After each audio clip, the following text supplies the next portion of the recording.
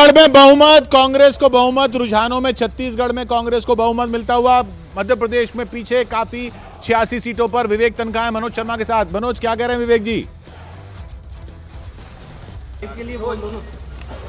कांग्रेस सांसद विवेक तनखा इस वक्त हमारे साथ है भोपाल में।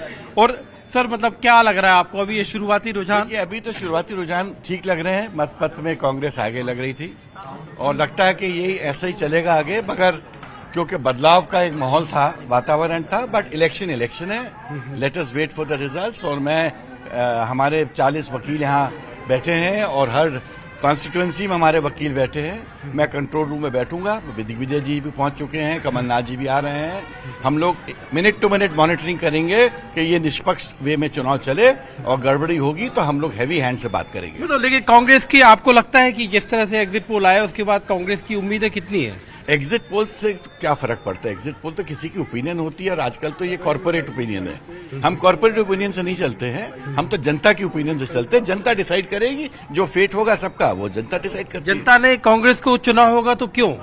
नहीं, क्योंकि बदलाव का एक वातावरण था। 18 साल से एक ही सरकार चल रही थी, एक ही चेहरे चल रहे थे, लोग बोर हो जाते हैं। ये तो फैटिक फैक्टर होता है। तो फैटिक फैक्टर एक बहुत बड़ा इश्यू था इस पूरे इलेक्शन में, और जो मैं ग्राउंड में देख रहा था। लेकिन लाडली बहना तो वो कह रहे हैं गेम चेंजर। लाडली बहना केम 3 मंथ्स बिफोर इलेक्शन, तो सब समझते हैं ये इलेक्शन से रिलेटेड एक एडवांटेज दिया जा रहा है। ये चीज अगर लानी थी उनको तो 10 साल पहले लाते, 5 साल पहले लाते, 20 साल पहले लाते। It was too late, too little too late कहते हैं ना, वो स्थिति थी। Thank you. विवेक तनखा जो कि दावा कर रहे हैं कि मध्य प्रदेश, दावा कांग्रेस का कि कांग्रेस पलटेगी, जो रुझान दिख रहे हैं मध्य प्रदेश में, लेकिन इस वक्त काफी पीछे। 111 पर बीजेपी, 90 पर कांग्रेस ने बहुमत का आंकड़ा छू लिया है। रुझानों में छत्तीसगढ़ में 46 सीटों पर आगे चल रही है, लेकिन बीजेपी भी 37 सीटों पर आगे चल रही है। जैसा विश्लेषक बता रहे थे, लगभग उस तरह का मामला बनता हुआ छत्तीसगढ़ में। किशोर जी, अभी एक साथी के द्वारा करप्शन पे बात की गई। मैं ये पूछना चाहता हूं, अभी तो आंकड़ों पे बात कीजिए। करप्शन पे हो गया चुनाव। नहीं, मुद्दे की बात मैं क्यों कह रहा हूं, क्योंकि करप्शन भी एक अहम मुद्दा रहा है। और जो बात ये कही जाती है कि तमाम लीडर्स जो है जो बीजेपी में आ गए हैं, तो मैं ये जानना चाहता हूं कि विपक्षी सरकारें लगभग आधे से ज्यादा प्रदेशों में हैं देश के अंदर, तो वहां पर स्टेट की एसी भी होती है। अगर इनके अंदर कॉग्निजेबल एविडेंसेस हैं तो क्यों नहीं एफआईआर करते? शैलेंद्र जी, देखिए, सुबह से एक ही चीज लेके चल रहे हैं। अगर इतना तो ईडी के तमाम छापेमारी जो है कि हो रही थी छत्तीसगढ़ में, आंकड़े देख लीजिए। अभी भी अगर इसी को मानते हैं तो गैप बहुत कम है। मैं अभी भी आश्वस्त हूँ। मैं इस हॉल में अकेला व्यक्ति हूँ जो अभी भी आश्वस्त हूँ। शाम तक अब आप इंतजार करिए।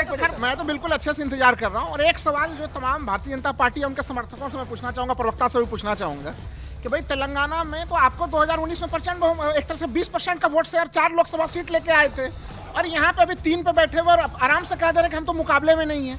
तो आखिर मुकाबले में क्यों नहीं है? ये किस तरह का तर्क है? लोकसभा में और विधानसभा में मुद्दे अलग होते हैं। आपके तो नहीं, आप वो वोट शेयर भी आपका और वहां से भी घटेगा। देखिए, और इसमें संकेत जानते हैं क्या मिल रहे हैं? इसमें बड़ा संकेत ये मिल रहा है कि जो भी क्षेत्रीय पार्टी प्रत्यक्ष या अप्रत्यक्ष रूप से भारतीय जनता पार्टी के साथ जाएगी, जनता उनका सफाया कर देगी। ये भी एक संकेत गया है आखिर उनके विरुद्ध। 2 राज्यों में साफ इतनी बड़ी बढ़त के साथ बीजेपी आ गया, बोल कर रहे हो? नहीं, मैं तो तेलंगाना को लेके बोल रहा हूँ कि बीआरएस को इतनी बड़ी हार का सामना क्यों करना पड़ रहा है। उनको इतनी बड़ी हार का सामना आप क्योंकि अभी भी कांग्रेस जरूर अच्छा करेगी तेलंगाना में, लेकिन सरकार बीआरएस ही बनाएगी, बीआरएस लीडिंग पोजीशन में रहेगी।